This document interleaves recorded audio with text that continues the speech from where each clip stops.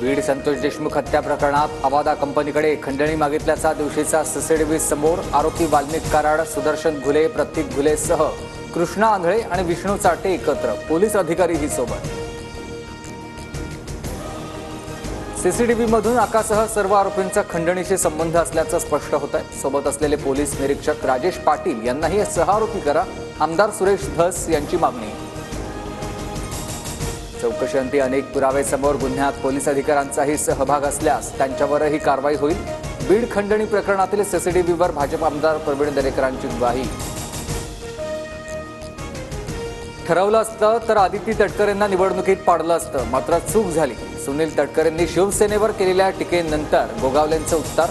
तटकरेंना आपल्यामुळे लीड मिळाल्याचा गोगावलेंचा दावा। रायगडच्या पालकमंत्री पदाबाबत सकारात्मक निर्णय होईल, काळजी करू नका। मुख्यमंत्री दावोस दौऱ्यावरून आल्यानंतर चर्चा करणार, शिंदेंची शिवसेना कार्यकर्त्यांना ग्वाही।